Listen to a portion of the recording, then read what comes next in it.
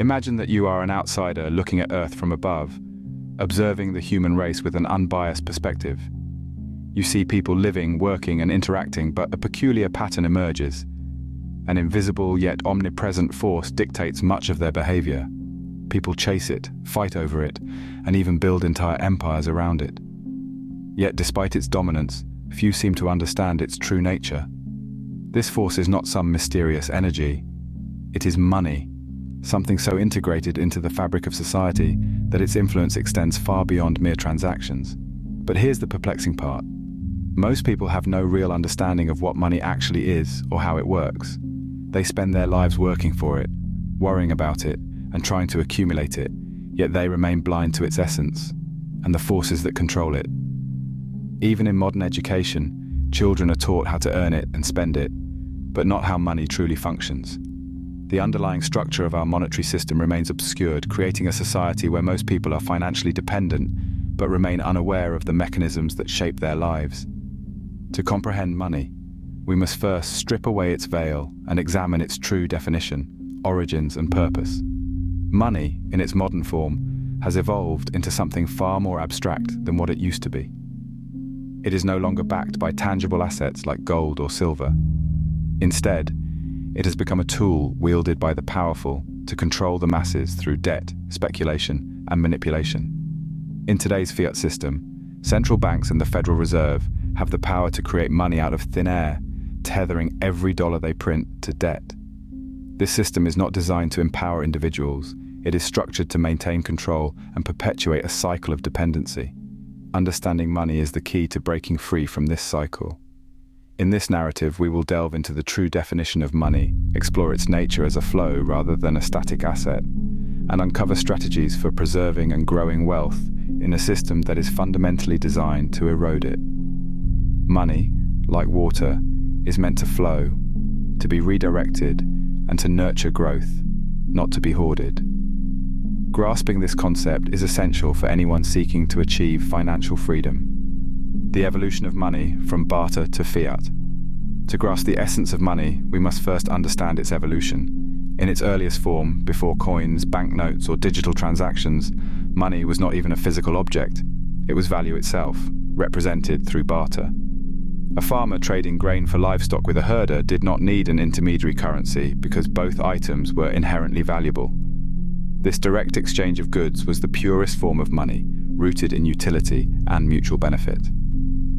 However, as human societies grew and trade expanded, bartering became cumbersome. It required a double coincidence of wants. Both parties had to want what the other offered, and this was inefficient. The solution came in the form of commodity money, items like gold, silver, and copper, which held intrinsic value due to their rarity, durability, and utility. People began using these metals as a universal medium of exchange, making transactions easier and more reliable. These precious metals served as early forms of money because they were scarce and universally accepted, holding value independent of the authority that issued them. But the problem with commodity money was physicality. It was heavy, hard to transport, and susceptible to theft.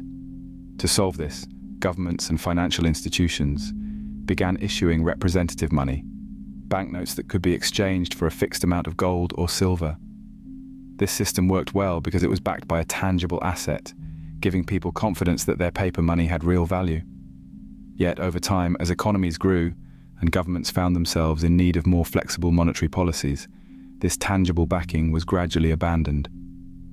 The system evolved into what we know today as fiat money. Fiat money is currency that has no intrinsic value and is not backed by physical commodities. Instead, its value comes from the trust people place in the issuing government. The dollar, the euro, the yen, all are fiat currencies, and they are valuable only because people believe they are. But the shift to fiat money introduced a significant change. The power to create money became centralized. Central banks and the Federal Reserve were given the authority to print money at will, ostensibly to stabilize the economy. Yet, each time new money is printed, it's injected into the economy as debt. This debt-based system allows governments to finance projects and bail out institutions, but it also creates a hidden tax on the population through inflation. the gradual erosion of purchasing power. The true nature of money, a tool of control. Money is often thought of as a store of value, a unit of account and a medium of exchange. But in today's economic landscape, money has taken on another, more insidious role, a tool of control. To understand this, consider the mechanics of the modern banking system. Every dollar, euro, or yen in existence is tied to debt. When central banks create money, they do so by lending it to commercial banks, who then lend it out to individuals and businesses. The catch is that this newly created money is not backed by any tangible asset. It is simply conjured out of thin air and infused into the economy. Because this money is created as debt, it must be repaid with interest. This creates a perpetual cycle where more and more money must be created to service the debt already in the system. The result is an ever-growing mountain of debt that chains individuals, businesses, and even governments to the lenders. The true power of money lies not in its ability to facilitate trade, but in its ability to bind. Those who control the flow of money control the behavior of entire societies. The Federal Reserve, for example, can manipulate the economy by adjusting interest rates and printing more money. Lower interest rates encourage borrowing and spending, while higher rates do the opposite. But what most people don't realize is that these actions primarily benefit those at the top. The wealthy can take advantage of low-interest loans to buy assets that appreciate over time, real estate, stocks, businesses, while the average person finds themselves drowning in consumer debt, struggling to keep up with the rising cost of living. This dynamic creates a two-tiered system: those who understand how money works and use it to build wealth, and those who are trapped by it, laboring under the illusion that working harder and saving more will one day make them wealthy. But in a system where money is constantly losing value due to inflation, saving is a losing game. Every dollar saved today is worth less tomorrow, making the pursuit of wealth through traditional means almost impossible. The flow of currency, understanding current and banks. To break free from this cycle, we must rethink money not as a static object to be hoarded, but as a flow to be directed. The very words we use, currency and banks, hint at this nature. Currency comes from the Latin word currere, meaning to run or to flow, much like water in a river. Money is meant to move, to be channeled and harnessed, not to be held stagnant. Banks, in turn, function like the banks of a river, directing the flow of currency through the economy. They collect deposits, lend out money, and facilitate the movement of funds. But they also act as gatekeepers, deciding where the money flows and who has access to it. Just as the riverbanks shape the flow of water, financial institutions shape the flow of money, determining which businesses receive funding, which individuals can buy homes, and which industries thrive. Yet, unlike water, money has a peculiar property. It is created by the act of lending. When a bank issues a loan, it does not pull from existing deposits. Instead, it creates new money through a process called fractional reserve banking. This means that every time a loan is made, new money enters the economy, but it is tied to debt. This expansion of money supply through debt creation is why simply holding onto cash is like trying to hold water in your bare hands. The value slips away as more and more money is created, diluting the worth of what you already possess. Understanding this flow is crucial for anyone looking to preserve and grow their wealth. Money must be seen as a fluid asset, one that must be directed, invested, and put to work if it is to retain or increase its value. Keeping money in a savings account, where it earns a paltry interest rate, is equivalent to placing water in a bowl and hoping it won't evaporate. Instead, the goal should be to channel your money into investments that grow over time, turning the flow of currency into a current of wealth. Preserving and growing wealth in a debt-based system. So, how can we preserve and grow wealth in a system designed to erode it? The first step is to reject the idea of savings as the primary means of wealth accumulation. Instead, think of money as a seed that must be planted in fertile ground. The right investments can multiply your wealth over time, while stagnant cash withers away. Invest in real assets. One of the best ways to protect against inflation and the devaluation of currency is to invest in tangible assets, things that have intrinsic value and cannot be easily replicated. Real estate, precious metals like gold and silver, and commodities such as oil or agricultural products are examples of assets that tend to retain their value over time, even as the value of currency fluctuates. Unlike fiat money, which can be printed at will, these assets are scarce and often increase in value as demand rises. Own businesses and productive enterprises. Another strategy is to invest in businesses or start your own. Businesses generate value through production and innovation, making them a hedge against inflation. When you own a business, you control a stream of cash flow that can grow independent of the broader economy. Moreover, investing in stocks, essentially owning a piece of a business, can yield substantial returns if you focus on companies with strong fundamentals and growth potential. Diversify globally. Currency values are subject to the whims of central banks and governments. To mitigate this risk, consider diversifying your investments globally.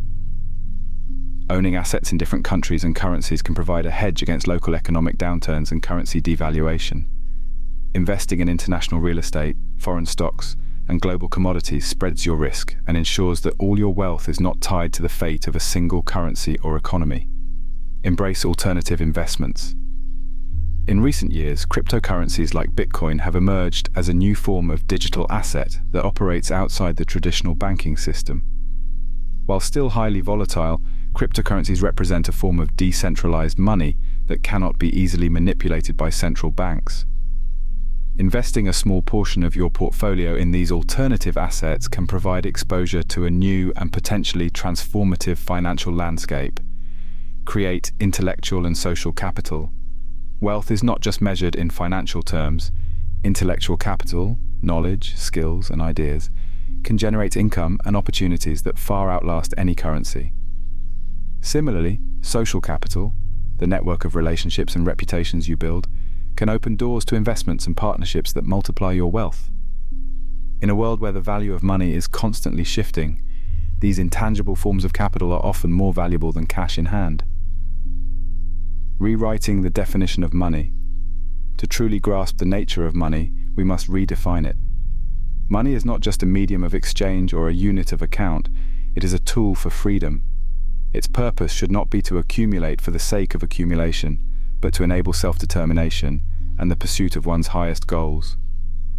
In a debt-based system, money often serves as a chain, binding people to jobs they dislike, mortgages they struggle to pay, and a lifestyle they cannot sustain. But when understood and used correctly, money can become a means of liberation. It can buy back time, create opportunities, and provide the security needed to pursue a life of purpose and meaning. This is the true essence of the Phoenix theory.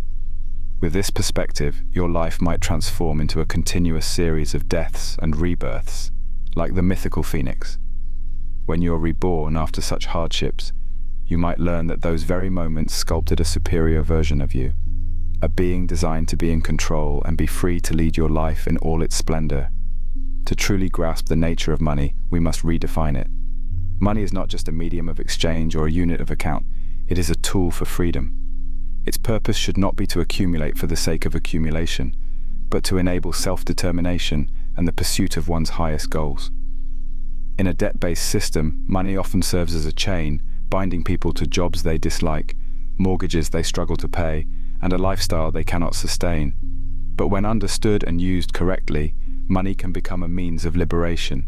It can buy back time, create opportunities, and provide the security needed to pursue a life of purpose and meaning.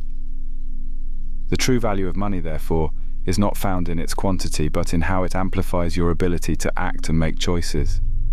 The aim should not be to simply become wealthy, but to become financially empowered, to have enough resources to align your life with your values and aspirations.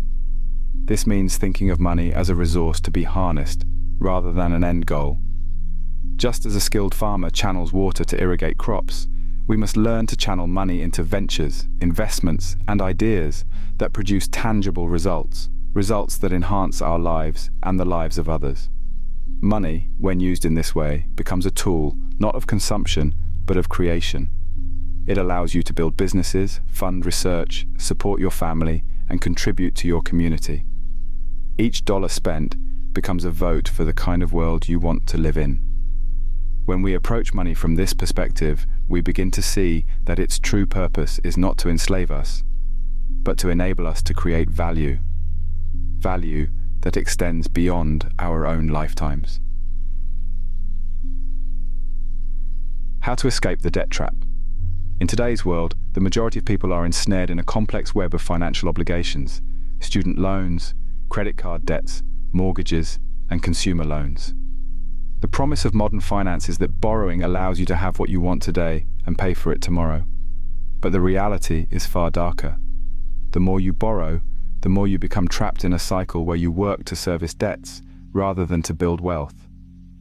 The first step to breaking free from this cycle is to adopt a mindset that rejects the conventional wisdom of debt as a means of attaining status or success. Instead, view debt as a liability, a shackle that restricts your freedom. Eliminate high-interest consumer debt as quickly as possible.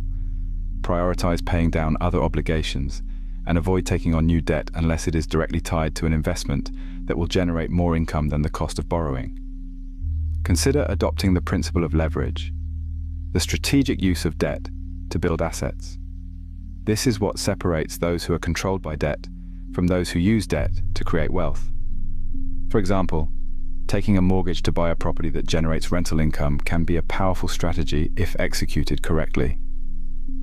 The key is to ensure that your investments are yielding returns that outpace the cost of the debt. In this way, debt becomes a tool for creating value rather than a burden that consumes your resources. But even more important than leveraging debt is the art of investing. To preserve and grow wealth, one must shift focus from mere saving to active investment. Consider diversifying across asset classes: stocks, bonds, real estate, precious metals, and emerging fields like cryptocurrencies. The goal is to build a portfolio that not only withstands the erosion of currency value, but grows despite it. Understanding how to make money work for you is the essence of financial freedom.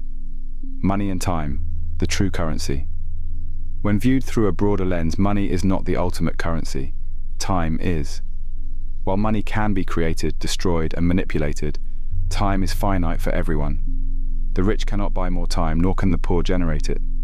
The true purpose of wealth is to buy back time, to give you the freedom to spend your days as you choose, to invest in activities that enrich your life, and to pursue the experiences and relationships that matter most.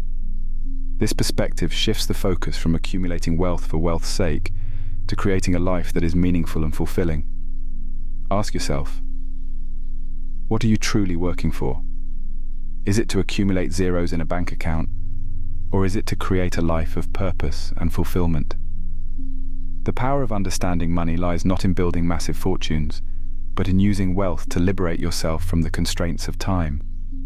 When you have the freedom to decide how you spend each day, you have achieved the highest form of wealth: autonomy. And this is the goal that financial literacy should ultimately serve: to help individuals break free from the constraints imposed by ignorance and debt, and to achieve true freedom. Beyond wealth, the final evolution of money's purpose is to create a legacy. A legacy is more than just wealth. It is the impact you leave behind, the changes you make in the lives of others, and the contributions you make to society. When you have mastered the flow of money, when you have understood its nature and harnessed its power, the question becomes, what will you do with it? True legacy building involves channeling wealth into endeavors that align with your values, whether that's building a family business, creating educational opportunities, supporting scientific research, or contributing to social causes. This is where money transcends its role as a tool of control and becomes a force for good.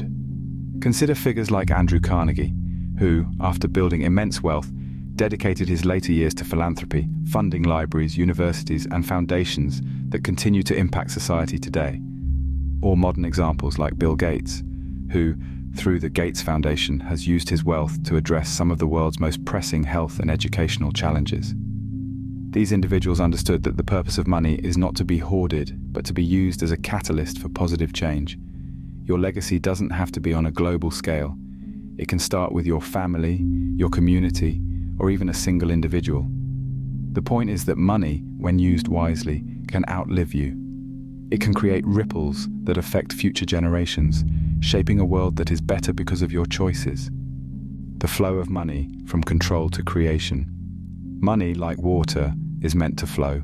It flows through our hands, through the institutions that govern our world, and through the lives of generations. When it stagnates, it loses value, just as a stagnant river becomes a breeding ground for decay. but when channeled properly, it can nourish, create, and transform. The secret lies in understanding its nature and using it intentionally, not as a means of control, but as a tool for liberation and creation. The flow of currency should not bind you, it should empower you. The true definition of money is not found in its use for power, status, or control, but in its ability to enable you to live a life of purpose, to create value for others, and to leave a legacy that endures. In a world where most people are enslaved by their misunderstanding of money, the greatest act of freedom is to master it, to control its flow, rather than be controlled by it. So let money flow through your life like a river, guiding it where it will do the most good, nurturing growth, and creating value that extends far beyond your own existence. In this way, you will transcend the limitations of the system and rise above the forces that seek to control you, achieving a form of wealth that is not just measured in dollars, but in freedom and legacy. Thank you for spending time with us through Spookscope today. Feel free to share your knowledge and wisdom in the comments section, and don't forget to subscribe to the channel and share it with your friends and family. Until next time, my dear spooker, stay curious.